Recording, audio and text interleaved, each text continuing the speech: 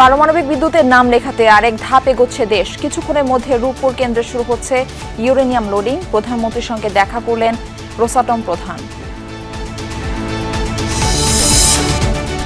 ফ্যাসিবাদ আমলে রাজনৈতিক হাতিয়ার হিসেবে ব্যবহার হয়েছে জঙ্গি শব্দ, বললেন স্বরাষ্ট্রমন্ত্রী। জঙ্গিবাদ শূন্যে নামিয়ে আনতে ব্যবস্থা নিচ্ছে সরকার, মন্তব্য উপদেষ্টার। আমাদের দেশে এরকম কোনো তৎপরতা নেই।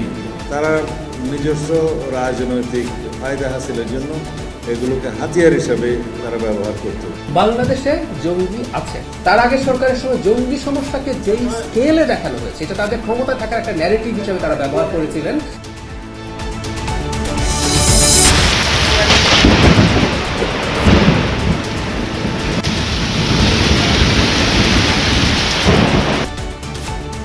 লঘুচাপের প্রভাবে দেশের বিভিন্ন স্থানে টানা বৃষ্টি। চট্টগ্রাম ও কুমিল্লায় জলাবদ্ধতা, সমুদ্র বন্দরগুলোতে ৩ নম্বর সতর্ক সংকেত।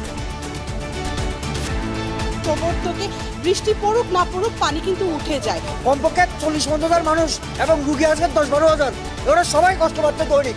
প্রত্যেকটা দিন যদি মানুষের ভোগান্তি হয় তাহলে এটা অত্যন্ত দুঃখের বিষয়। আসলে রাজধানীর কালুনগর খাল ভরাট করে রাস্তা বানিয়েছে ওয়াসা। বক্স কালভার্টের আচ্ছাদনে কমে গেছে পানি প্রবাহ। দক্ষিণ সিটির নতুন পরিকল্পনা নিয়েও প্রশ্ন। গণতন্ত্রের যাত্রায় মানবিক রাষ্ট্র গড়ে তুলতে কাজ করছে সরকার, বললেন প্রধানমন্ত্রী। সবার জন্য নিশ্চিত করা হবে ন্যায় বিচার। যেহেতু ন্যায় বিচার প্রাপ্তি প্রতিটি মানুষের সাংবিধানিক অধিকার, যেহেতু সেই অধিকার যাতে প্রত্যেকটি মানুষ চর্চা করতে পারে, তাদেরকে সরকার যথাসাধ্য লিগ্যাল এইড দিবে। আবারও শান্তি আলোচনার জন্য যুক্তরাষ্ট্রের অনুরোধ বিবেচনা করছে ইরান। তেহরানে নতুন প্রস্তাবের নাখোশ ট্রাম্প, জানালো মার্কিন গণমাধ্যম।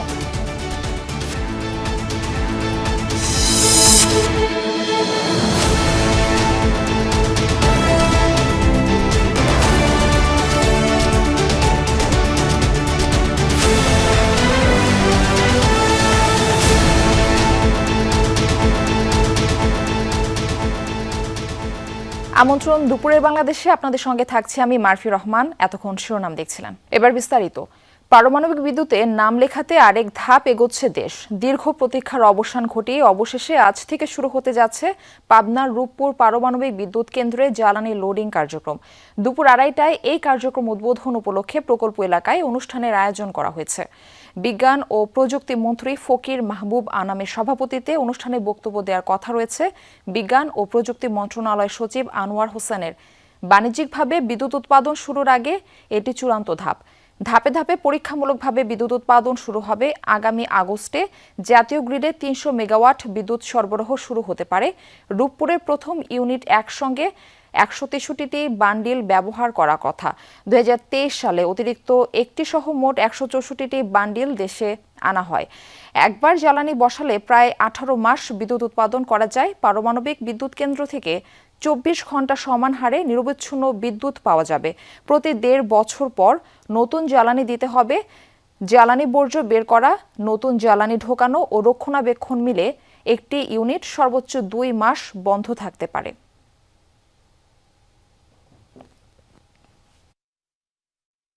প্রধানমন্ত্রী তারেক রহমানের সঙ্গে সৌজন্য সাক্ষাৎ করেছেন রাশিয়ার রাষ্ট্রীয় পরমাণু শক্তি সংস্থা রোসাটম এর পরিচালক অ্যালেক্সি লিখাচেভ। সকালে সচিবালয়ের মন্ত্রী পরিষদ বিভাগের প্রধানমন্ত্রী দপ্তরে এই সাক্ষাৎ অনুষ্ঠিত হয়। এ সময় উপস্থিত ছিলেন পররাষ্ট্রমন্ত্রী ডক্টর খলিলুর রহমান, বিজ্ঞান ও প্রযুক্তি মন্ত্রণালয় এবং ডাক, টেলিযোগাযোগ ও তথ্য প্রযুক্তি বিষয়ক মন্ত্রী ফকির মাহবুব আনাম স্বপন, ডাক, টেলিযোগাযোগ ও তথ্য প্রযুক্তি মন্ত্রণালয় এবং বিজ্ঞান ও প্রযুক্তি মন্ত্রণালয়ের উপদেষ্টা রেহান আসিফ আসাদ এবং ঢাকায় নিযুক্ত রাশিয়ার রাষ্ট্রদূত আলেকজান্ডার গ্রিগেরিয়েচিভ খোজিন উপস্থিত ছিলেন।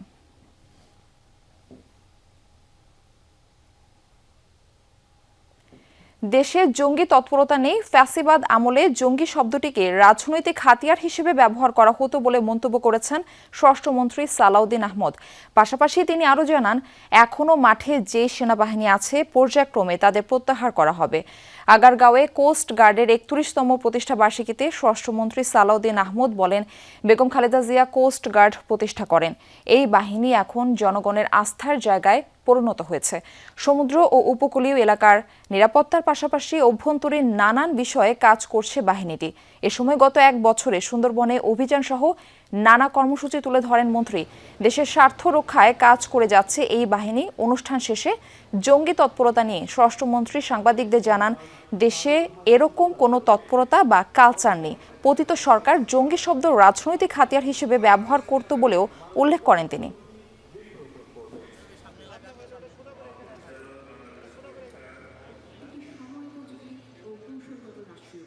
আমাদের দেশে এরকম কোনো তৎপরতা নেই। কিছু এক্সট্রিমিস্ট গ্রুপ থাকে, পৃথিবীর সব দেশেই এরকম অ্যাক্টিভ থাকে। রেডিক্যাল কিছু ফোর্স থাকে, ফান্ডামেন্টাল কিছু পলিটিক্যাল পার্টি থাকে। এগুলো আমরা ইউজ টু, এগুলো থাকে। কিন্তু সেই বিষয়ে আপনি যে শব্দ উচ্চারণ করলেন, আমাদের দেশের বর্তমান কালচারে সেটা এখন আর নাই। আগে সেই শব্দটা উচ্চারিত হতো ফেসিবাদী আমলের সময়। তারা নিজস্ব রাজনৈতিক ফায়দা হাসিলের জন্য এগুলোকে হাতিয়ার হিসাবে তারা ব্যবহার করত। এদিকে দেশে জঙ্গি আছে বলে মন্তব্য করেছেন প্রধানমন্ত্রীর তথ্য উপদেষ্টা ডাক্তার জাহেদুর রহমান। তিনি বলেন, আওয়ামী লীগ আমলে জঙ্গি ইস্যুটি অতিরঞ্জিত করে দেখানো হতো, আর অন্তর্বর্তী সরকারের এ নিয়ে ছিল গাছাড়া ভাব। দুপুরে সচিবালয়ে এক ব্রিফিংয়ে তথ্য উপদেষ্টা বলেন, জঙ্গি শূন্যের কোটায় নামিয়ে আনতে ব্যবস্থা নিচ্ছে সরকার। যুক্তরাষ্ট্রে 2 শিক্ষার্থীকে হত্যার বিষয়ে তিনি জানান, এই নিয়ে খোঁজ খবর রাখছে সরকার। মাদক অভিযান নিয়ে জাহেদুর রহমান জানান, সরকার সীমান্ত হত্যা শূন্যে নামিয়ে আনতে চায়। এই কারণে মাদকের বিরোধী অভিযান চলমান থাকবে। এখন পর্যন্ত 35 জন গ্রেফতার হয়েছে এবং সীমান্ত হত্যা 75% কমেছে। আচ্ছা, আগে একটা জিনিস একটু বল, বাংলাদেশে জঙ্গি আছে, কিন্তু এখানে দুটো এক্সট্রিম আছে। আমি দুটো এক্সট্রিমের কথা বলি। আগের সরকারের সময়, মানে আমি ইন্টারিম কথা বলছি না, তার আগের সরকারের সময় জঙ্গি সমস্যাকে যেই স্কেলে দেখানো হয়েছে, এটা তাদের ক্ষমতায় থাকার একটা ন্যারেটিভ হিসেবে তারা ব্যবহার করেছিলেন যে বাংলাদেশে জঙ্গি আছে, জঙ্গিরা সব দখল করবে, সুতরাং আমি নির্বাচন করলাম কিনা দেখার দরকার নেই, আমাকে ক্ষমতায় রাখো। That was A narrative. পরবর্তীতে যে সরকারের সময়, ইন্টারিমের সময় এই আলাপ কেউ কেউ করার চেষ্টা করেছে যে বাংলাদেশে কোনো জঙ্গি নেই। এটাও আরেকটা এক্সট্রিম, এটাও ভুল কথা। বাংলাদেশে একটা পর্যায়ে মিলিটেন্সি, জঙ্গিবাদ ছিল, আছে, সেটাকে আমরা আসলে কমব্যাট করতে চাই। এবার এই সতর্কতার মানে হচ্ছে এটা খানিকটা ঝুঁকি তৈরি করেছে। লঘুচাপের প্রভাবে আজও দেশের বিভিন্ন স্থানে বৃষ্টি হচ্ছে। চট্টগ্রাম, কক্সবাজার, মোংলা ও পায়রা সমুদ্র বন্দরকে 3 নম্বর স্থানীয় সতর্ক সংকেত দেখাতে বলা হয়েছে। দেশের বিভিন্ন জেলায় ঝোড়ো হাওয়া ও বজ্রসহ বৃষ্টির পূর্বাভাস দিয়েছে আবহাওয়া অধিদপ্তর। এসব এলাকার নদী বন্দরগুলোকে 2 নম্বর নৌ হুঁশিয়ারি সংকেত দেখাতে বলা হয়েছে। তীব্র গরমের পর কদিনের বৃষ্টিতে স্বস্তি ফিরেছে।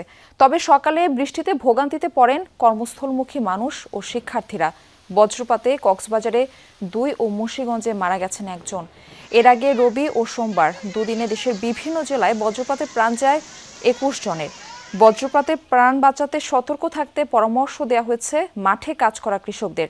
এদিকে সিলেট অঞ্চলে আগাম বন্যার শঙ্কায় দ্রুত হাওরের ধান কাটার পরামর্শ দিয়েছে পানি উন্নয়ন বোর্ড।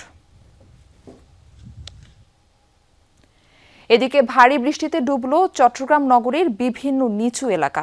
সকাল 8টার দিকে বৃষ্টি নামে বন্দর নগরীতে। ঘণ্টা 2 পর শুরু হয় মুষলধারে বৃষ্টি। নগরীর আগ্রাবাদ, প্রবর্তক, চকবাজার, পাঁচলাইশ, কাতালগঞ্জ সহ বিভিন্ন এলাকার রাস্তাঘাট তলিয়ে যায় পানিতে। কোথাও কোথাও সড়কে পানি জমে বুক সমান। ব্যাহত হয় যান চলাচল। চরম ভোগান্তিতে পড়েন ঘর থেকে বের হওয়া মানুষ। আবার কোথাও কোথাও সড়কের পানি উপচে ঢুকে বাড়িঘর ও দোকানপাটগুলোতেও। জলাবদ্ধতার সমস্যা নিরসন না হওয়ার ক্ষোভ জানান এসব এলাকার বাসিন্দারা।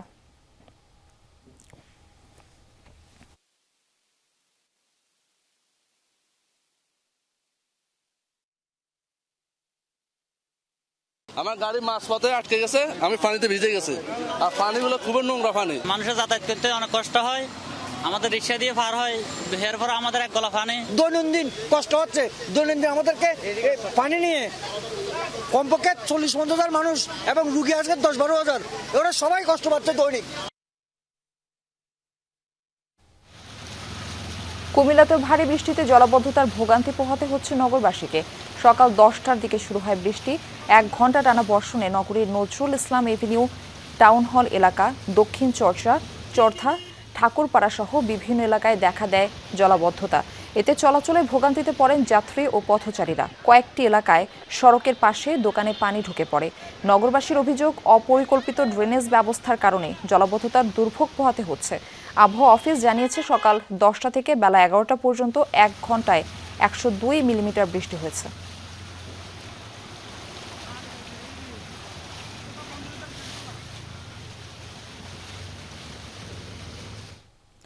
জলাবদ্ধতার আরও খবর জানবো সহকর্মীদের কাছ থেকে। চট্টগ্রামে তো সকাল থেকে বৃষ্টি হচ্ছে বিভিন্ন এলাকায় এবং বিভিন্ন এলাকায় জলাবদ্ধতা সৃষ্টি হয়েছে। এ বিষয়ে আমাদের জানাতে যুক্ত হচ্ছেন সহকর্মী জোবায়ের রিফাত। রিফাত, বৃষ্টি কি এখনো আছে কিনা, এবং আমরা যেটা বলছিলাম যে চট্টগ্রামের বিভিন্ন নিচু এলাকা পানিতে তলিয়ে গেছে, কি অবস্থা সেই এলাকাগুলোর?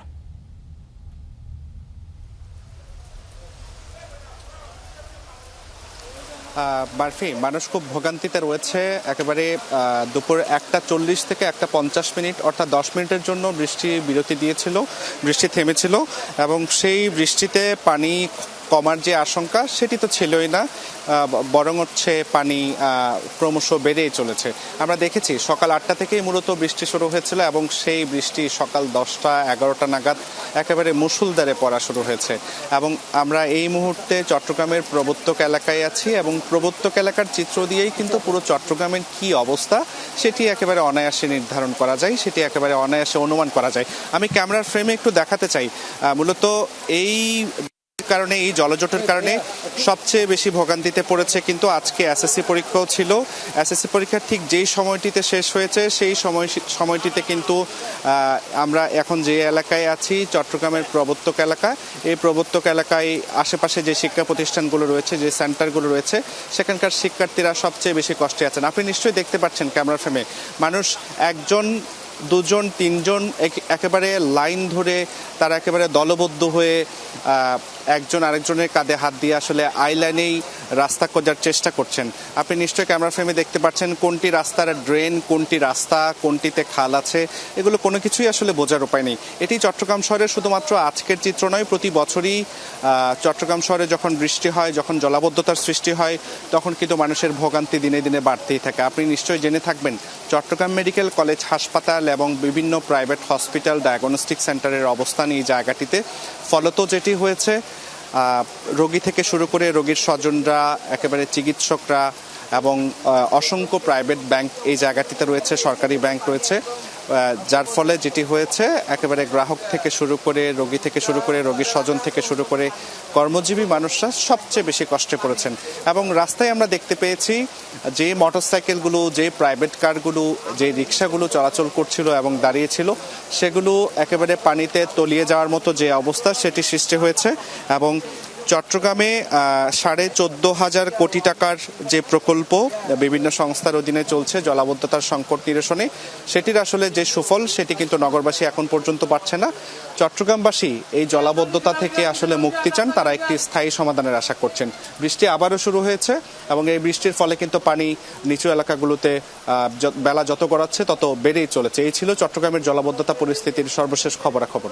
মারফি, রিফাত, দেখছিলাম জলাবদ্ধতায় কতটা ভয়াবহ পরিস্থিতি তৈরি হয়েছে। আপনাকে ধন্যবাদ আমাদের সঙ্গে যুক্ত হওয়ার জন্য। আমাদের আরেক সহকর্মী আমাদের সঙ্গে যুক্ত আছেন, কুমিল্লা থেকে যুক্ত আছেন খোকন চৌধুরী। খোকন, কুমিল্লার বৃষ্টির কি অবস্থা? বৃষ্টির কারণে তো জেলায় জলাবদ্ধতা দেখা দিয়েছে, এখন কি অবস্থা দেখছেন সেখানকার? মারফি, প্রায় 3 ঘন্টা আগে কিন্তু কুমিল্লায় যে বৃষ্টিপাত, বজ্রসহ বৃষ্টিপাত, সেটি বন্ধ হয়েছে। এখনো পর্যন্ত কিন্তু কুমিল্লার যে সড়কগুলো, অর্থাৎ গলিপথগুলো বা কোথাও কোথাও মেইন সড়কগুলো কিন্তু পানিতে তলিয়ে রয়েছে। ফলে আসলে সাধারণ মানুষ কিন্তু চরম ভোগান্তির মধ্যে দিয়ে কিন্তু আসলে পার করছে। তারা বলছেন যে শহরের আসলে অপরিকল্পিত ড্রেনেজ ব্যবস্থা, তাছাড়া বর্ষা এলেই ড্রেনের পরিষ্কার পরিচ্ছন্নতা কাজ শুরু করা, অর্থাৎ সকল ব্যবস্থাপনার মধ্যেই কিন্তু একটি অপরিকল্পিত বিষয় রয়েছে। ফলে আসলে এই নগরবাসীর দুর্ভোগ কিন্তু গেল অন্তত 8-10 বছর ধরে কিন্তু এইভাবেই চলছে কুমিল্লার যে জলাবদ্ধতার অবস্থা। অর্থাৎ যেই নতুন নতুন ড্রেন হচ্ছে, প্রচুর পরিমাণে উন্নয়ন কাজ হচ্ছে, কিন্তু সেগুলো আসলে অপরিকল্পিত বলেই কিন্তু এই যে দুর্ভোগ সেটি আসলে মানুষের পিছু ছাড়ছে না। তো এই বিষয়ে আমরা কথা বলেছিলাম যে নবনিযুক্ত কুমিল্লা সিটি কর্পোরেশন কর্পোরেশনের প্রশাসক রয়েছেন ইউসুফ মোল্লা টিপুর সঙ্গে, তিনি যেটি জানিয়েছেন আসলে দীর্ঘদিনের যে এই জলজট এবং যানজট এইসব বিষয়গুলো আসলে নিরসনে কিছুটা সময় লাগবে। তার পক্ষ থেকে আপ্রাণ চেষ্টা করা হচ্ছে যাতে ড্রেনগুলো নতুন করে আসলে পরিষ্কার পরিচ্ছন্ন করে যাতে মানুষের যে জলাবদ্ধতা থেকে মুক্তি সেটি দেয়া যায়। তবে আসলে এই জলাবদ্ধতায় এই যে অপরিকল্পিত ড্রেন সেটি থেকে আসলে কবে নাগাদ মুক্তি মিলবে এই কুমিল্লাবাসীর সেটির নিশ্চয়তা কিন্তু আসলে কেউ দিতে পারছেন না। সাধারণ মানুষ যেটা বলছেন যে এইসব যে অপরিকল্পিত ড্রেনেজ ব্যবস্থা রয়েছে বা উন্নয়ন ব্যবস্থা রয়েছে সেটি আসলে একটি পরিকল্পিতভাবে যদি এই শহরের উন্নয়ন করা যায় বা ড্রেনেজ ব্যবস্থা করা যায় তাহলেই হয়তো এই শহরের যে নাগরিক ভোগান্তি জলাবদ্ধতার কারণে কিংবা যানজট সেগুলো কিন্তু আসলে কমে আসবে। তো আসলে মানুষ পরিকল্পিত নগর একটি চায় যাতে এই পরিকল্পিত নগরীতে যাতে তাদের ভোগান্তি একটুটা কমে। খোকন, আপনাকে ধন্যবাদ আমাদের সঙ্গে যুক্ত হবার জন্য। আজ সারাদিনই থেমে থেমে বৃষ্টি হতে পারে বলে জানিয়েছেন আবহাওয়া অধিদপ্তর। আগামী কয়েকদিন বৃষ্টি হতে পারে যা তাপমাত্রা আরও কিছুটা কমিয়ে এনে স্বস্তি বাড়াবে। কালবৈশাখী ঝড়ের কারণে কোথাও কোথাও ভারী বর্ষণ থেকে অতি ভারী বর্ষণও হতে পারে। 3 নম্বর সিগন্যাল সাগরে যেটা আছে সেটা হয়তো বা আগামী কয়েকদিন 4 থেকে 5 দিন মিনিমাম অব্যাহত থাকতে পারে সিগন্যালটা, কারণ বাতাস যেটা প্রবাহিত হচ্ছে এরকম বাতাসই সাগরে হয়তো বা প্রবাহিত হতে পারে। রাজধানীর কালুনগর খাল ভরাট করে রাস্তা তৈরি করেছে ওয়াসা। প্রায় 2 কিলোমিটার এই খালের অর্ধেকই বক্স কালভার্ট করে মৃত্যু নিশ্চিত করেছে সরকারি সংস্থাটি। প্রকল্পের পর প্রকল্প নেওয়া হলেও তাই প্রবাহ ফেরেনি কালুনগর খালে। এখন আর কোনো দায় নিচ্ছে না ওয়াসা। বর্তমানে খালটির তদারক সংস্থা দক্ষিণ সিটি বলছে খাল করে আবার প্রবাহ ফেরানো হবে কালুনগর খালে। এই পরিকল্পনা কতটা বাস্তবায়ন করা যাবে তা নিয়ে প্রশ্ন তুলেছেন নগর পরিকল্পনাবিদ অধ্যাপক আদিল মোহাম্মদ খান। শাকিল হাসানের রিপোর্ট, ছবি SRS আলীর। বুড়িগঙ্গা থেকে উৎপত্তি কালুনগর খাল। 80-র দশকের শেষ দিকে বন্যা নিয়ন্ত্রণ বাঁধ তৈরি হলে এখানে খালের ওপর স্লুইস গেট বসে। বন্যার পাশাপাশি নিয়ন্ত্রিত হয় খালের পানি প্রবাহ। মৃত্যুর শুরু তখন থেকেই। বাঁধের ভেতর খাল পরিণত হয়েছে নালায়। এভাবে কয়েক শত মিটার পর্যন্ত খালের অস্তিত্ব পাওয়া যায়। এরপর হঠাৎই অদৃশ্য খাল। 6 তলা একটি ভবন একেবারে খালের ওপর। ঘটনাস্থলে গিয়ে দেখার পর পরিষ্কার হয় বিষয়টা। এখান থেকে উন্মুক্ত খালকে পাঠিয়ে দেয়া হয়েছে মাটির নিচে বক্স কালভার্ট করে। ভবনটির পাশের জায়গাটুকু ঘিরে রাখা হয়েছে। অপেক্ষা এখন দখলের। এখান থেকে 400 মিটার খালের উপর সড়ক। দুপাশে গড়ে উঠেছে উঁচু ভবন। রাস্তায় হাঁটলে কারো জানার উপায় নেই এখানেই একসময় প্রবাহিত হতো স্বচ্ছ পানি। পাখির চোখে পুরো খালের চিত্রটি দেখার চেষ্টা করেছি আমরা। টালি অফিসের সামনে এসে খালটি পুরো নাই হয়ে গেছে। আর এদিকে বউবাজারে এসেও এখানে খালটি নাই হয়ে গেছে। মাঝের প্রায় আধা কিলোমিটার খাল ভরাট করে সড়ক নির্মাণ করেছে সরকারি সংস্থাগুলো। ওয়াসাও খাল দখল করে তাদের স্থাপনা তৈরি করেছে। কয়েক বছর আগে খালের জায়গায় পাম্প স্টেশনটি তৈরি করে ওয়াসা, অথচ এখন অস্বীকার করছে সংস্থাটি। খাল ভরাট করে আমরা পাম্প সাধারণত ডিপটিউবওয়েল বসাই না এবং সেটা করি না। খালের এই অংশ আবর্জনায় ভরা। স্থানীয়রা যখন যা মন চায় তাই ফেলেছেন খালে। 2 দিন পর পর আসে, 3 দিন পর পর এসে তারা ময়লা উঠে জায়গা ওঠার পর আবার ওই বাড়ির থেকে ফালাই, বাড়ি থেকে ফালাই, বাড়ি থেকে ফালাই। বড় বড় টোবা আমরা নৌকা দিয়ে কোষা দিয়ে এগুলো বিকেলবেলা মাছ ধরতে আসতাম আর কি। খালের পার দিয়ে যত কলকারখানা গেছে, বাঙালি দোকান গেছে, যত আবর্জনা আছে আমরা এই খালের ভিতরেই ফালাই। আবর্জনা পচে এমন দুর্গন্ধ ছড়ায় যে এখানে টেকায় দেয় মশা, মাছি আর নানা পোকামাকড়ের অভয়ারণ্য খালটি। স্থানীয়দের জন্য আশীর্বাদ না হয়ে খালটি বরং অভিশাপে পরিণত হয়েছে। বমি হয়, আমাকে অনেক রোগ জীবাণু হইতে আছে, আমাকে গায়ে চুলকানি, খাদ্যানি, আমরা গোসল করতে পারি না। বেরিবান দেওয়ার পরে কিছু প্রভাবশালী মানুষ আস্তে আস্তে এটা রাস্তা কইরা বিক্রি কইরা ফেলাইছে। কালুনগর মোড়ের পর খালটি আর দেখা যায় না। 400 মিটারের বেশি খাল ভরাট করে তৈরি হয়েছে রাস্তা। 5 বছর আগে খালটি দক্ষিণ সিটির কাছে হস্তান্তর করা হয়েছে। তাই এখন আর কোনো দায় নিচ্ছে না ওয়াসা। 20 সালের পরে আর আমরা করি না, 2 সিটি কর্পোরেশন এটা দেখে, তখন আমরা ক্লিনিং করতাম। তারাও সিটি কর্পোরেশন ভালো বলতে পারবে সেটা। এটা গভর্নমেন্ট তখনকার হয়তো মনে করেছিল করেছে। দক্ষিণ সিটি কর্পোরেশনও এতদিন খালটি উন্মুক্ত করার চেষ্টা করেনি। বর্তমান প্রশাসক অবশ্য আশার কথা শোনালেন। কাজে অবৈধ দখল উচ্ছেদ হওয়ার পরে যদি সেগুলো খাল পুনরায় খনন করা যায় তাহলে সম্ভব না কেন? অবশ্যই চেষ্টা করব। যদি সেটা দেখা যায় যে খাল খনন করা সম্ভব হয় আমরা খনন করব, আর নাহলে বিকল্প কী করা যায় সেটা দেখব। খালের জীবন্ত সত্তা নষ্ট করার দায় সরকারি সংস্থাগুলো এড়াতে পারে না বলে মন্তব্য নগর পরিকল্পনাবিদ অধ্যাপক আদিল মোহাম্মদ খানের। তাহলে কেন খাল ড্রেন হলো? তাহলে সেই ড্রেনের পাশে এখন বিশাল বিশাল ইমারত, এটা শুধু 4-5 তলা ভবন না, 10-15-20 তলা ইমারত, এবং সেগুলো অধিকাংশ অনুমোদনহীন। তাহলে এই যে একটা চক্র, যারা বারবার এটাকে শহরটাকে ধ্বংস হতে দিয়েছে, সরকারি চক্র, এই চক্রটাকেও তো আইনের আওতায় আনা উচিত। পাশাপাশি যারা দখলদার তাদেরকে আইনের আওতায় আনতে হবে। হাজারীবাগ কলেজের পেছন দিয়ে প্রবাহিত হয়ে কালোনগর খালটি আবার বেড়িবাঁধ অতিক্রম করেছে। এখানেও আছে আরেকটি স্লুইস গেট। ওপারে বেশ খানিকটা প্রশস্ত হয়ে কালোনগর খালটি পড়েছে আদিবুড়ি গঙ্গায়। শাকিল হাসান, যমুনা নিউজ, ঢাকা। 16 বছরের ফ্যাসিবাদী শাসনের পর দেশ গণতন্ত্রের পথে চলতে শুরু করেছে। গণতান্ত্রিক এই যাত্রায় নাগরিকদের ন্যায় বিচার নিশ্চিতে সরকার বদ্ধপরিকর, এমনটাই জানিয়েছেন প্রধানমন্ত্রী তারেক রহমান।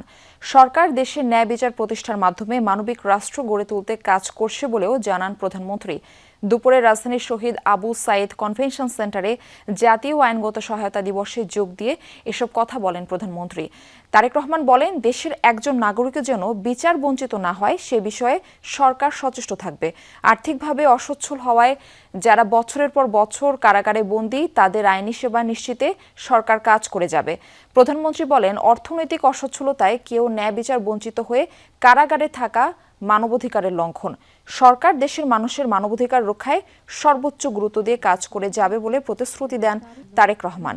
লিগ্যাল এইডের মাধ্যমে সাধারণ মানুষ যেন প্রাথমিক আইনি সহায়তা গ্রহণ করতে পারে, এই সুব্যবস্থা সরকার নিশ্চিত করবে বলেও জানান প্রধানমন্ত্রী তারেক রহমান। সমান লক্ষ্যকে সামনে রেখে আইন ও বিচার মন্ত্রণালয়ের জন্য অ্যাক্সেস টু জাস্টিস বাংলাদেশের রাষ্ট্র গঠনের ইতিহাসেও এই ন্যায়বোধ একটি শক্তিশালী প্রেরণা হিসেবে কাজ করেছে। যেহেতু ন্যায় বিচার প্রাপ্তি প্রতিটি মানুষের সাংবিধানিক অধিকার, যেহেতু সেই অধিকার যাতে প্রত্যেকটি মানুষ চর্চা করতে পারে, তাদেরকে সরকার যথাসাধ্য লিগ্যাল এইড দিবে। এই লক্ষ্যে ইতিমধ্যে সরকার সংশ্লিষ্ট বিধিবিধানের প্রয়োজনীয় সংশোধন এনেছে। প্রধানমন্ত্রী তারেক রহমানের প্রতিরক্ষা উপদেষ্টা brigadier general doctor AKM Shamsul ইসলামের সাথে সাক্ষাৎ করেছেন বাংলাদেশে নিযুক্ত চীনের রাষ্ট্রদূত ইয়া ওয়েন এবং তার নেতৃত্বাধীন একটি প্রতিনিধি দল। মঙ্গলবার ঢাকা সেনানিবাসস্থ সশস্ত্র বাহিনী বিভাগে প্রধানমন্ত্রীর প্রতিরক্ষা উপদেষ্টার কার্যালয়ে এই সাক্ষাৎকার অনুষ্ঠিত হয়। সাক্ষাৎকালে পারস্পরিক কুশল বিনিময়ের পাশাপাশি বাংলাদেশ ও চীনের মধ্যকার প্রযুক্তিগত ও সামরিক সহযোগিতা প্রসঙ্গে আলোচনা করেন তারা। এছাড়া দুই দেশের মধ্যে বিদ্যমান সামরিক সম্পর্ক ও কৌশলগত বন্ধনকে আরও সুদৃঢ় করার ব্যাপারে আশাবাদ ব্যক্ত করেন তারা। ত্রয়োদশ সংসদ নির্বাচনে ঢাকার যেসব আসনে কারচুপির অভিযোগ আনা হয়েছে তার সত্যতা পায়নি ইইউ পর্যবেক্ষক দল, এমনটা জানিয়েছেন মিশনের প্রধান ইভার্স ইজাবস। দুপুরে রাজধানীর একটি হোটেলে নির্বাচন নিয়ে ইইউর চূড়ান্ত প্রতিবেদন প্রকাশ অনুষ্ঠানে তিনি বলেন, কোনো অভিযোগ থাকলে সেক্ষেত্রে আইনি প্রক্রিয়া অনুসরণের সুযোগ আছে। তিনি আরও বলেন, বাংলাদেশের গণতান্ত্রিক প্রক্রিয়া ও নীতি সমুন্নত রাখতে এই নির্বাচন গুরুত্বপূর্ণ ছিল। ভোট ঘিরে 6টি বিষয় গুরুত্ব দিয়ে পর্যবেক্ষণ নেওয়া হয়েছে। ইইউ নির্বাচন পর্যবেক্ষক দল জানায়, ত্রয়োদশ সংসদ নির্বাচন শান্তিপূর্ণ ও প্রতিদ্বন্দ্বিতাপূর্ণ হয়েছে।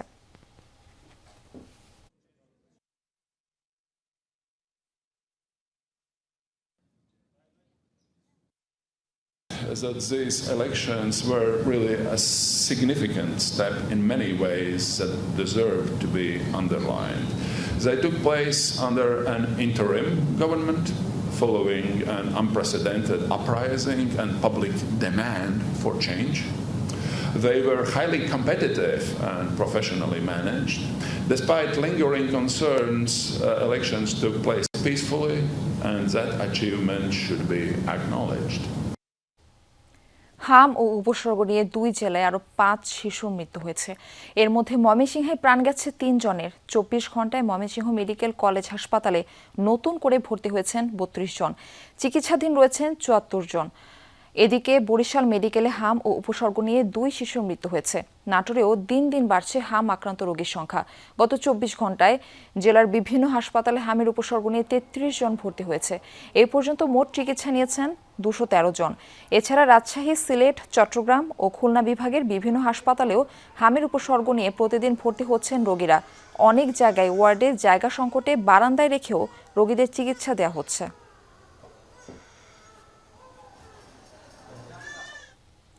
হাম রুবেলা রোগীর চাপ বেড়েছে দেশ জুড়েই। প্রতিটি হাসপাতালের মতো কুমিল্লা মেডিকেলেও এসব রোগীদের জন্য খোলা হয়েছে আলাদা আইসোলেশন ওয়ার্ড। তবে সেখানে নেই ওষুধ এবং অক্সিজেন, সে সাথে শয্যা সংকট তো আছে। সরঞ্জামের এমন সংকটের কারণে ব্যাহত হচ্ছে চিকিৎসা সেবা। বিস্তারিত সহকর্মী খোকন চৌধুরীর প্রতিবেদনে থাকছে। কুমিল্লার দেবিদ্বারের উনজুতি গ্রামের 44 দিনের শিশু আরিশা আক্তার হামরুবেলার চিকিৎসা করাতে মা কুলসুম আসেন কুমিল্লা মেডিকেলে। নামমাত্র স্বাস্থ্যসেবা মিললেও মিলছে না ওষুধ ও চিকিৎসা সরঞ্জাম, ফলে বাইরে থেকে কিনতে হচ্ছে জরুরি অক্সিজেন ওষুধ। অক্সিজেন পাইছি না, মেশিন দিয়ে একটু পরপর বন্ধ দিকে অক্সিজেনের অনেক অভাব হবে না। ওই তারা 10,000 দিয়ে একটা অক্সিজেনের বোতল কিনে রাখছে। আমরা আনছি ওই থেকে বালুতুফার থেকে কিনেছি, এগুলো পাওয়া যায় না। আমরা বর্তমানে কালকে একটু গ্যাস দিতে পারছিলাম, আজকে গ্যাসের মেশিন দেয় নাই। বাচ্চারা পাতলা পায় না অতিরিক্ত, তারাতে যে একটা আমরা স্যালাইন দিব, এই স্যালাইনটাও নাই। রোগীর চাপ বেড়ে যাওয়ায় খোলা হয়েছে নতুন আইসোলেশন ওয়ার্ড। তবে শয্যা সংকট ও সরঞ্জাম না থাকায় স্যালাইন হাতে দাঁড়িয়ে থাকতে হচ্ছে রোগীর স্বজনদের। চরম ভোগান্তিতে পড়তে হচ্ছে তাদের। স্ট্যান্ড নাই, দেয় হোটেল কেবিনে খালি 2টা না 3টে স্ট্যান্ডে পুরোটা ইয়ের ভিতরে, ওয়ার্ডের ভিতরে। তো এইভাবে দাঁড়ায় না থাকলে কিভাবে? এখানে ওষুধ তো আমরা পাচ্ছি না এবং সম্পূর্ণ ওষুধ আমরা নিজেকে নিয়ে আনছি। পাশাপাশি এখানে পরিষ্কার পরিচ্ছন্নতার ব্যাপারে বড় একটা অভিযোগ। কয়েক সপ্তাহ ধরেই বাড়ছে হামরুবেলার সংক্রমণ। আক্রান্তদের বেশিরভাগই শিশু। গেল 24 ঘন্টায় ভর্তি 36 জন, হাসপাতালে ভর্তি আছে 92 জন। চিকিৎসা সরঞ্জামের ঘাটতির কথা স্বীকারও করলেন দায়িত্বে থাকা ইনচার্জ। বেডের তুলনায় কিন্তু পেশেন্ট বেশি, দ্বিগুণ হারে ভর্তি হচ্ছে, কিন্তু সেই পক্ষে আমাদের অক্সিজেন পরিমাণ কিছুটা কম আছে কিন্তু কম আছে, পেশেন্টের তুলনায় অক্সিজেনের পরিমাণ কম। সেক্ষেত্রে আমাদের কিছু অক্সিজেন সিলিন্ডার অথবা কনসেন্ট্রেটর এবং কিছু সাকশন মেশিনের প্রয়োজন। সংকটময় পরিস্থিতির কথা মাথায় রেখেই খোলা হয়েছে আলাদা ওয়ার্ড। আক্রান্ত শিশুদের চিকিৎসা নিশ্চিত হবে বলে মনে করছেন এই শিশু বিশেষজ্ঞ। আমাদের এখানে যখনই রোগী ভর্তি হওয়া শুরু হয়েছে তখনই আমরা কিন্তু তাৎক্ষণিকভাবে আমরা একটা রুম আমরা আইসোলেশন ওয়ার্ড হিসেবে আমরা মানে আমাদের কার্যক্রম শুরু করে দিয়েছিলাম। আমাদের একটাই টার্গেট ছিল যে এই হামে আক্রান্ত রোগীগুলিকে যাতে আমরা আইসোলেট করে রাখতে পারি। স্বাস্থ্যসেবা নিশ্চিতে সরকারি ওষুধ ও চিকিৎসা সরঞ্জাম নিশ্চিতের দাবি সেবা নিতে আসা সাধারণ মানুষের। খোকন চৌধুরী, যমুনা নিউজ, কুমিল্লা। রাজধানীর বাড়িধারা থেকে এক ভারতীয় নারীর মরদেহ উদ্ধার করা হয়েছে। সকাল 9:15টার দিকে তাকে বাড়িধারার কন্টিনেন্টাল হাসপাতালে নেওয়া হয়। সেখানে কর্তব্যরত চিকিৎসক তাকে মৃত ঘোষণা করেন। পুলিশ জানায় শামীম সেলিম কাশিম মুম্বাইয়ের বাসিন্দা। 67 বছর বয়সী এই নারী গৃহিণী ছিলেন। তার ছেলে বিশ্ব ব্যাংকে চাকরির সুবাদে ঢাকায় বসবাস করতেন।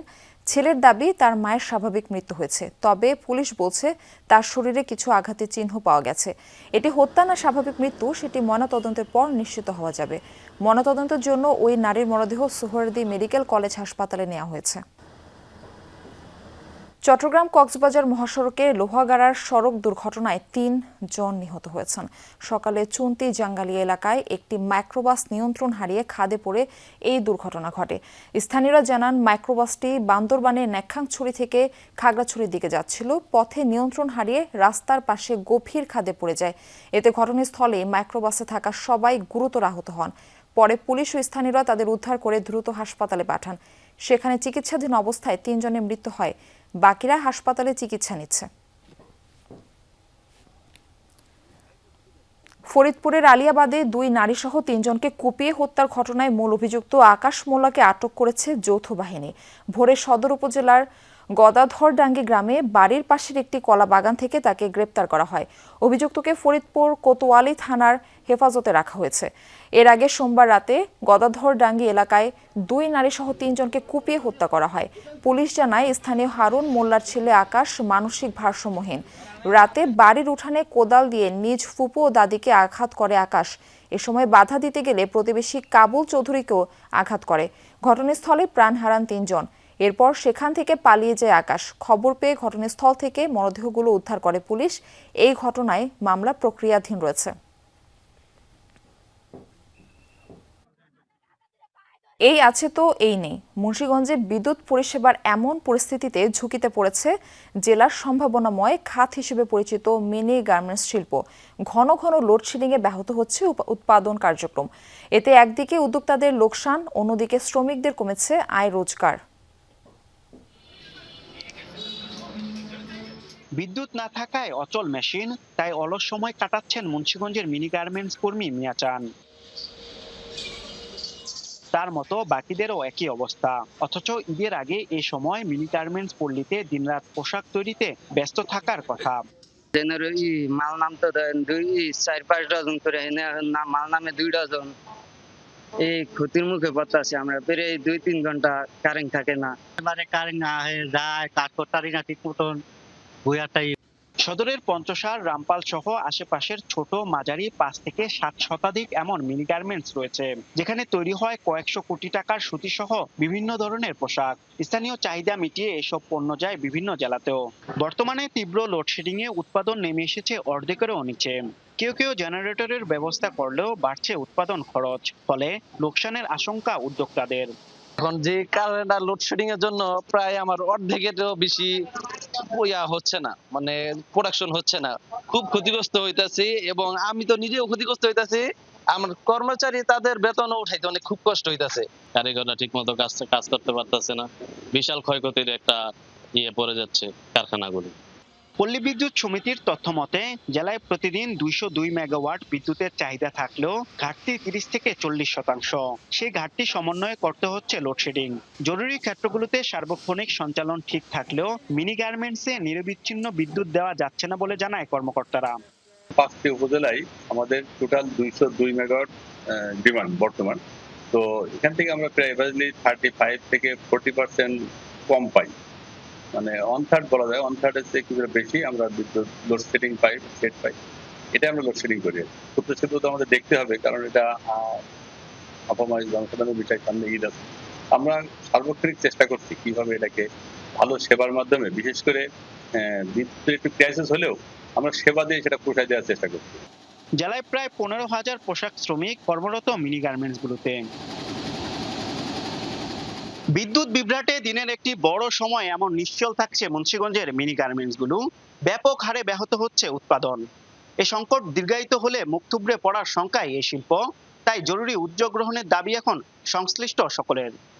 আরাফাত রায়হান সাকিব, যমুনা নিউজ, মুন্সিগঞ্জ। বোরো ধান ঘরে তুলছেন কৃষকরা। মাঠে মাঠে চলছে ধান কাটার ধুম। তবে শ্রমিক সংকট ও মজুরি বেশি হওয়ায় বিপাকে পড়েছেন কৃষক। কোথাও কোথাও বাড়তি মজুরি দিয়েও পাওয়া যাচ্ছে না শ্রমিক। ফলন ভালো হলেও ন্যায্য দাম পাওয়া নিয়ে চিন্তার ভাঁজ কৃষকের চোখে মুখে। সাতক্ষীরার মাঠে মাঠে এখন ধান কাটার ব্যস্ততা। কৃষকের মুখে হাসি থাকলেও কপালে দুশ্চিন্তার ভাঁজ। পৌর এলাকার কৃষক আজমল হোসেন এবার 20 বিঘা জমিতে করেছেন বোরো আবাদ। ফলন ভালো হলেও বাজার দর নিয়ে সন্তুষ্ট নন তিনি। আবহাওয়া খুব ভালো ছিল, যার জন্য আপনার ধানের ফলন আশা করি খুবই ভালো হবে। দামটা তুলনামূলকভাবে অন্য বছর থেকে দাম অনেক কম। জেলার বিভিন্ন মাঠে একই চিত্র, ধান কাটাই ব্যস্ত কৃষকরা, কিন্তু অভিযোগ ন্যায্য দাম মিলছে না। এর সঙ্গে যোগ হয়েছে শ্রমিক সংকট, বেশি মজুরি দিয়েও মিলছে না শ্রমিক। বছর এই সময় ধান বেচেছে আপনার মন প্রায় 1500 টাকা 1600 টাকা, কিন্তু এই বছর সেই দাম নিতেছে 1000 টাকা, 1050 টাকা বা তার সাথে 50 টাকা বেশি 1100 টাকা এরকম চলতেছে। সরকার যদি এই বিষয়ে একটু মনোযোগ না দেয় তাহলে তো আমরা কৃষক শেষ হয়ে যাবো এই বছরই। এবছর তো এমনি তো দেওয়া যাচ্ছে লোকজনের খুব টান বেশি, জনের দাম বেশি, ধান চালের দাম কম। শ্রমিক তো পাওয়াই যায় না। অন্য বছর তো আসে বাইরে থেকে কাটতে, এবছর তো কেউ আসে নাই। জেলায় ৮২,৭৩৫ হেক্টর জমিতে বোরো আবাদ হয়েছে। কৃষি বিভাগ বলছে আবাদ লক্ষ্যমাত্রা ছাড়িয়েছে। এতে চাল উৎপাদন হবে ৩,৪১,৪৪২ মেট্রিক টন। এবছর ৩৬ টাকা কেজিতে ধান ও ৪৯ টাকায় চাল কিনবে সরকার। তবে খাদ্য গুদামে ধান বিক্রি করতে গিয়ে হয়রানির অভিযোগ তুলেছেন কৃষকরা। ধান দিতে গেলে আপনার সিন্ডিকেট আছে কিছু, অনেকবার হাঁটাচলা করা লাগে, টাকা দেওয়া লাগে, তারপরে যদি কেউ দিতে পারে। তাও এরকম হচ্ছে আপনার হাতে শুকনা লাগবে, অনেক কিছু হচ্ছে আপনার লাগে যদি টাকা না দেওয়া হয়, ঘুষ না দেওয়া হয়। খেতের কাছে আমি কাছে নিয়েছেন ও আপনার যা ডাক থাকে অনেক অনেক বস্তা দেয় তাই কাছে নেই, আমি কি ক্ষুদ্র নেবে না আর আমি কি গেলে বলবো না। কৃষি বিভাগ বলছে অনুকূল আবহাওয়ায় ফলন ভালো হয়েছে। দ্রুত ধান কেটে ঘরে তোলার পরামর্শ তাদের। আমরা কৃষকদেরকে দ্রুত ধান কাটার জন্য পরামর্শ দিয়ে যাচ্ছি। আবহাওয়া যদি এরকম ভালো থাকে আমাদের ধানের ফলনও ভালো, এবার রোগ বালাই এবং কম ছিল। বোরো মৌসুমে সবচেয়ে বেশি ধান চাষ হয়, তো আমরা আশা করছি যে সাতক্ষীরা কৃষকরা এই ধান চাষ করে লাভবান হবেন এবং পরবর্তীতে তারা চাষে আরও উদ্বুদ্ধ হবেন। আগামী ৩ মে থেকে শুরু হবে সরকারি ধান সংগ্রহ কার্যক্রম। আকরামুল ইসলাম, যমুনা নিউজ, সাতক্ষীরা। পশ্চিমবঙ্গের বিধানসভা নির্বাচনের দ্বিতীয় ও শেষ দফার ভোট গ্রহণকাল। বুধবার ১৪২টি আসনে হবে ভোটাভুটি, যা চলবে সকাল ৭টা থেকে সন্ধ্যা ৬টা পর্যন্ত। মঙ্গলবার সকাল থেকে ইভিএম ডিস্ট্রিবিউশন সেন্টারগুলো থেকে ইভিএম মেশিন ও ভোট পরিচালনা সংক্রান্ত সরঞ্জাম নিয়ে নিজ নিজ বুথে রওনা দিয়েছেন নির্বাচনে নিয়োজিত কর্মীরা। নির্বাচনকে কেন্দ্র করে উত্তপ্ত পশ্চিমবঙ্গ। গত ৭২ ঘণ্টায় রাজ্যের বিভিন্ন স্থানে বেশ কয়েকটি সহিংসতার ঘটনা ঘটেছে। এবার বিধানসভা নির্বাচনের অন্যতম আলোচিত কেন্দ্র ভবানীপুর। এই আসনে মুখ্যমন্ত্রী মমতা বন্দ্যোপাধ্যায় এবং বিরোধী দলনেতা শুভেন্দু অধিকারীর মধ্যে হাড্ডাহাড্ডি লড়াই চলছে। সোমবার প্রচারণা শেষ করেছে রাজনৈতিক দলগুলো। এর আগে গত ২৩ এপ্রিল প্রথম দফা নির্বাচন অনুষ্ঠিত হয় রাজ্য জুড়ে।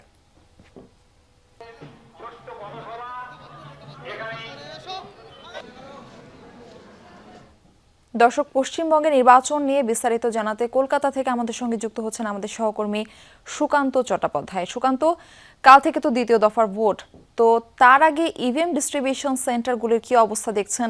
হেভিওয়েটদের আসন উত্তাপ কতটা টের পাওয়া যাচ্ছে? দেখুন, আমরা এই মুহূর্তে আমি একটা নারী পরিচয় এখানে সকলেই, অর্থাৎ যারা ভোট কর্মী প্রত্যেকেই কিন্তু নারী। আমি কথা বলে নেবো, কিন্তু এরা পেশায় সকলেই কিন্তু শিক্ষিকা। দিদি, আপনাদের কতজন আছেন? আমরা মোট 4 জন আছি, প্রিসাইডিং এবং তাছাড়া ফার্স্ট পোলিং, সেকেন্ড পোলিং এবং থার্ড পোলিং। আমরা সবাই মহিলা। এবারে নির্বাচন হচ্ছে নিরাপত্তার দিক থেকে কতটা আপনারা? ভীষণই ভালো লাগছে, কারণ এখনো পর্যন্ত কোনো ক্যাজুয়ালিটির খবর পাইনি। ফার্স্ট ফেজ যেটা হয়েছে, কাল থেকে কিছু শুনছি বিচ্ছিন্ন ভাবে একটু সমস্যা হচ্ছে, আমরা আশাবাদী। আমরা শুনলাম, আমরা যে ভোটের সরঞ্জাম আমরা দেখাবো যে এই সব এবং আগামী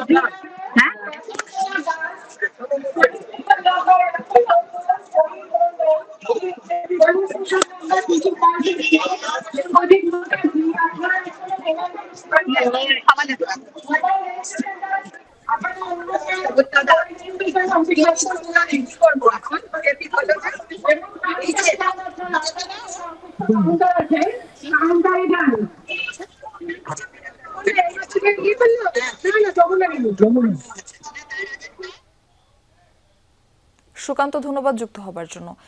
ইরানের নতুন প্রস্তাবে নাখোশ মার্কিন প্রেসিডেন্ট ডোনাল্ড ট্রাম্প। একাধিক মার্কিন গণমাধ্যম জানিয়েছে এই তথ্য। সোমবার প্রস্তাব নিয়ে জাতীয় নিরাপত্তা দলের সাথে ট্রাম্পের পর্যালোচনার কথা নিশ্চিত করেছে হোয়াইট হাউস। যুক্তরাষ্ট্রের অনুরোধে শান্তি আলোচনায় ফেরার কথা বিবেচনা করছে তেহরান, এমন মন্তব্য করেছেন ইরানের পররাষ্ট্রমন্ত্রী আব্বাস আরাকচি। সোমবার রাশিয়ার সেন্ট পিটার্সবার্গে প্রেসিডেন্ট ভ্লাদিমির পুতিনের সাথে সাক্ষাৎ হয় ইরানের পররাষ্ট্রমন্ত্রী আব্বাস আরাকচির। মধ্যপ্রাচ্যের দেশগুলোকে সব ধরনের সহায়তার আশ্বাস দেন পুতিন। প্রয়োজনে ইরানের সমৃদ্ধ ইউরেনিয়াম রাশিয়ায় হস্তান্তর ও হেফাজতের প্রস্তাবও দেন। সেখানেই আরাকচি জানান, যুক্তরাষ্ট্রের অনুরোধে আলোচনার পথ খোলা রেখেছে তেহরান, তবে এখনও সিদ্ধান্ত নেননি। এদিকে হোয়াইট হাউস বলছে, ইরানের পাঠানো নতুন প্রস্তাব জাতীয় নিরাপত্তা দলের সাথে পর্যালোচনা করছেন মার্কিন প্রেসিডেন্ট ডোনাল্ড ট্রাম্প। কি সিদ্ধান্ত হয়েছে স্পষ্ট করা না হলেও ট্রাম্প এটি নিয়ে বেশ অখুশি, এমন দাবি বিভিন্ন মার্কিন গণমাধ্যমের। আমি প্রেসিডেন্ট বা তার জাতীয় নিরাপত্তা দলের আগে এ বিষয়ে কিছু বলতে চাই না, তবে এটুকু বলছি, ইরানকে ঘিরে প্রেসিডেন্টের রেড লাইন খুব স্পষ্টভাবে নির্ধারণ করা হয়েছে। আন্তর্জাতিক বিভিন্ন গণমাধ্যম বলছে, নতুন প্রস্তাবে পরমাণু ইস্যুকে আলোচনার টেবিলে রাখতে চাইছে না তেহরান। জানিয়েছে, সংঘাত বন্ধের পর ওয়াশিংটন এ নিয়ে আলোচনায় রাজি থাকলে হরমুজ প্রণালী খুলে দেবে তেহরান। যুদ্ধ বন্ধের গ্যারান্টির শর্তে তেহরান নতুন চুক্তি চায় বলেও জানিয়েছে কয়েকজন কর্মকর্তা। প্রাণপ্রতিম কুণ্ডু, যমুনা নিউজ। আবারও আলোচনায় তুরস্ক প্রস্তাবিত 4 মুসলিম দেশের সামরিক জোট, যার কাজ হবে ন্যাটোর মতো। জোট বাস্তবায়নে ইরান যুদ্ধ ঘিরে সাম্প্রতিক সময়ে আঙ্কারায় তৎপরতা বাড়লেও রয়ে গেছে ঢের চ্যালেঞ্জ। এখনও ইরান ইস্যুতে ভিন্ন অবস্থান রয়েছে সম্ভাব্য জোটভুক্ত দেশগুলোর। কমতি রয়েছে যুদ্ধের অভিজ্ঞতা ও পারস্পরিক সামরিক সামঞ্জস্যতাও। ন্যাটোভুক্ত একমাত্র মুসলিম দেশ তুরস্ক, সেই সাথে রয়েছে আরব বিশ্বের সবচেয়ে বড় সামরিক বাহিনীর 2 ধারক মিশর, সৌদি আরব। এদের সাথে যুক্ত হচ্ছে একমাত্র পারমাণবিক শক্তিধর মুসলিম দেশ পাকিস্তান। এই 4 দেশের একটি সামরিক জোট গঠন নিয়ে চলছে জোরালো আলোচনা। সম্প্রতি তুরস্কের আন্তালিয়ায় অনুষ্ঠিত হয় 4 দেশের কূটনৈতিক ফোরাম, যার সাইডলাইনে বৈঠকে বসেন তুরস্ক, পাকিস্তান, মিশর ও সৌদি আরবের পররাষ্ট্রমন্ত্রীরা। আলোচনার মূল বিষয়বস্তু ছিল আঞ্চলিক একটি সামরিক জোট তৈরি করা। যদিও ইস্যুটি নতুন নয়। ইরান ইসরায়েল যুক্তরাষ্ট্রের যুদ্ধ ঘিরে যখন বদলাচ্ছে মধ্যপ্রাচ্যের ভূ রাজনৈতিক সমীকরণ, তখন সাম্প্রতিক সময়ে সৌদি আরব, মিশর ও পাকিস্তানকে নিয়ে তুরস্কের নিরাপত্তা জোট গঠনের প্রচেষ্টা চোখে পড়ার মতো।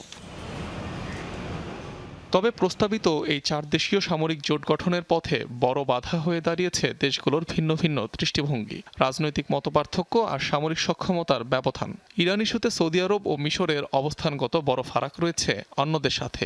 অন্যদিকে তেহরানের সাথে সুসম্পর্ক বজায় রয়েছে আঙ্কারা, ইসলামাবাদের।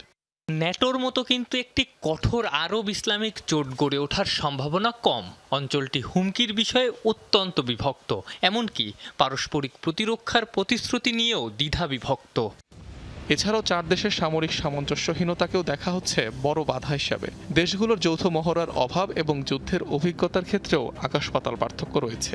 সিরিয়া, লিবিয়ায় কিংবা ভারত, আফগানিস্তানে যেভাবে সরাসরি যুক্ত থেকে যুদ্ধের অভিজ্ঞতা অর্জন করেছে তুরস্ক, পাকিস্তান, সেই তুলনায় সৌদি ও মিশরের অভিজ্ঞতা কম।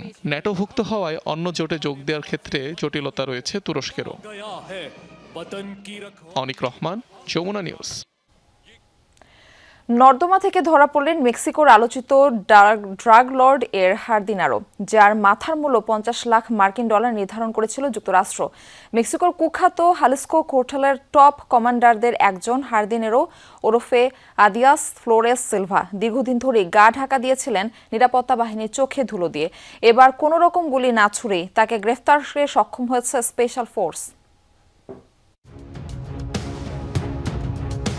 ময়লাচ্ছন্ন নর্দমা, তার ভেতর থেকেই বেরিয়ে আসছেন দাগী অপরাধী। কোনো গোলাগুলি কিংবা হাতাহাতি ছাড়া এভাবেই গ্রেফতার করা হয় মেক্সিকোর সবচেয়ে কুখ্যাত মাদক সম্রাটদের একজন এল হার্দিনেরোকে। পশ্চিম মেক্সিকোর নায়ারিতে রাজ্য, যেখানে একটি রিসোর্টে আশ্রয় নিয়েছিলেন এল হার্দিনেরো। 60 জন বন্দুকধারী আর 30টি পিকআপ ট্রাক সহ রীতিমতো একটি বহর সুরক্ষা দিচ্ছিল তাকে। অবশ্য এই গোপন অবস্থানের সন্ধান পেয়ে যায় মেক্সিকো কর্তৃপক্ষ। সোমবার এল হার্দিনেরোকে ধরতে বিশেষ অভিযান শুরু করে মেক্সিকান নেভির স্পেশাল ফোর্স। টের পেলে হার্দিনেরো রক্ষীরা নিরাপত্তা বাহিনীর মনোযোগ অন্যদিকে সরাতে ছত্রভঙ্গ হয়ে যায়। ঠিক এ সময়ে পাশের একটি নর্দমায় লুকানোর চেষ্টা করে অপরাধী, যদিও তা ধরে ফেলে নিরাপত্তা বাহিনীর সদস্যরা। অভিযানে গোয়েন্দা তথ্য দিয়ে সহায়তা করে মার্কিন কর্তৃপক্ষ, দিয়েছে এরিয়াল সার্ভেইলেন্স সুবিধাও। কর্তৃপক্ষের দাবি, এই অভিযানে একটি গুলিও ছুটতে হয়নি নিরাপত্তা বাহিনীকে। আটকের পর এল হার্দিনেরোকে নেওয়া হয়েছে রাজধানীতে, তবে তার বিচার মেক্সিকোতে সম্পন্ন হবে কিনা তা নিশ্চিত নয়, কেননা প্রত্যর্পণ চায় যুক্তরাষ্ট্র। এল হার্দিনেরোর আসল নাম অদিয়াস ফ্লোরেস সিলভা, যিনি হালিস্কো নিউ জেনারেশন কার্টেলের টপ কমান্ডারদের একজন। গেল ফেব্রুয়ারিতে এক অভিযানে গ্যাং লিডার এল মেনচো নিহত হওয়ার পর তাকেই ভাবা হতো পরবর্তী উত্তরসূরি। এল হার্দিনেরোকে ধরতে $5 মিলিয়ন বাউন্টি ঘোষণা করেছিল যুক্তরাষ্ট্র। অনিক রহমান, যমুনা নিউজ। এই ছিল দুপুরের বাংলাদেশে। এতক্ষণ সাথে থাকার জন্য ধন্যবাদ সবাইকে।